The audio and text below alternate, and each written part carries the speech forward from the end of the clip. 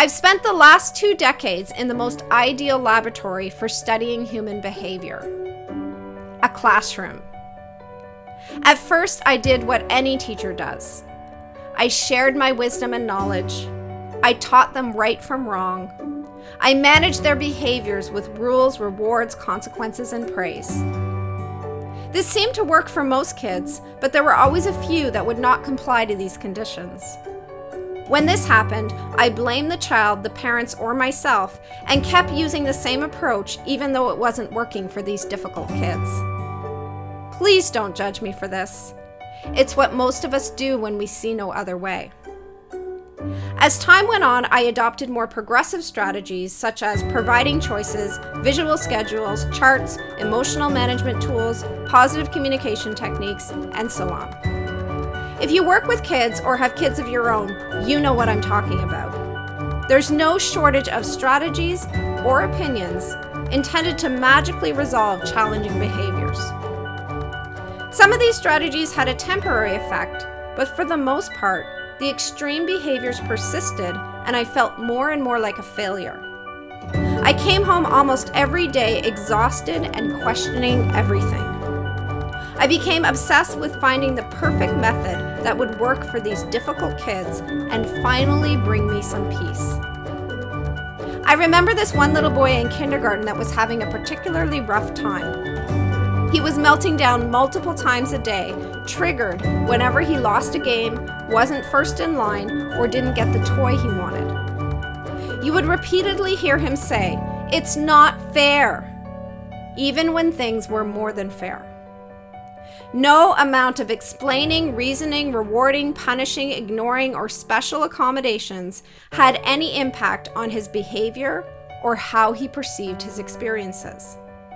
In fact, the ways that the others responded to him was almost always used to further validate how he saw things.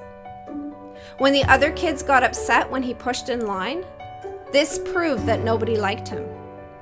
When he was kicked out of a game for not playing by the rules, this confirmed that he was being treated unfairly. When he received a reward for good behavior, this supported his belief that winning was the only way to get his needs met. It occurred to me that the problem wasn't the effectiveness of my strategies or my level of consistency. The real issue was how he was interpreting his experiences. I had been so focused on how I saw things that I couldn't understand why he didn't get it. It was then that I made the following 3 key distinctions that completely transformed the way I understand and address a child's difficult behaviors.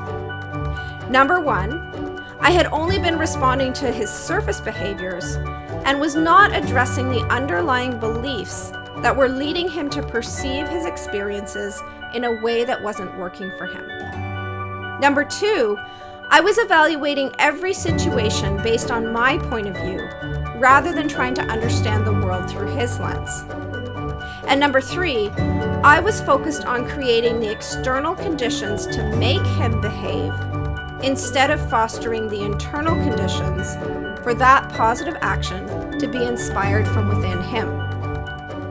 In summary, I was trying to manage behaviors from the outside in rather than resolving them from the inside out. It wasn't about the strategies I was using, it was about where I was putting my focus. So how do we resolve behaviors from the inside out? I believe the key to transforming a child's difficult behaviors is not in finding improved ways to control their outer experience, but it is in better understanding what's going on within. To do this, we must uncover and address what I call their theory of the world. What do I mean by theory of the world? We all have our own unique theory of the world that powerfully affects how we perceive and respond to every experience.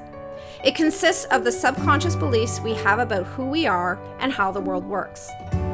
These beliefs are developed when we are very young, at a time when we are personalizing every experience, when we do not yet have the cognitive ability to question and think critically, and when our subconscious mind is very open to outside influence.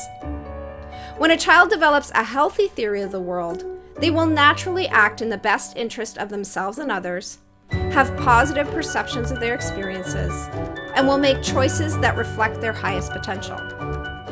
I have yet to meet a child or adult that does not have some beliefs that are not serving them. But those that are struggling likely have a theory of the world that is working against them in some way. When a child has an unhealthy theory of the world, this sets them up for low self-esteem, dissatisfaction, challenging relationships, and reduced potential, regardless of the opportunities available to them and the strategies used by parents and teachers. We've been led to believe that better opportunities, better parenting strategies, and better teaching methods would lead to success. But if kids are taking in the world through the filter of their beliefs, then these things can easily be distorted. What a child really needs is better beliefs. Unless we work to shift the unhealthy beliefs that are leading to surface challenges, then whatever patterns or themes that are perpetuating in childhood will follow the child throughout their life. I'm not suggesting that there aren't other factors at play that affect a child's behavior.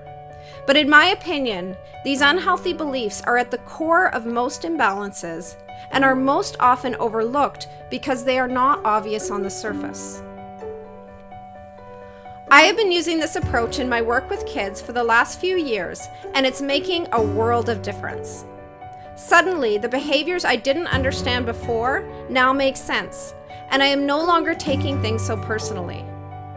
The change doesn't happen overnight because it takes time to shift beliefs that have been held for a long time. But the effect is transformative and lasting. The best way to set a child up for a happy and fulfilling life is to help them shape a theory of the world that will support their well-being and highest potential. I believe that understanding this simple idea has the power to change the trajectory of a child's life. And if we start doing this for all kids, it has the potential to transform the world. So next time you're frustrated with a child or adult's behavior, ask yourself, what is their theory of the world? And it wouldn't hurt to uncover this for yourself too.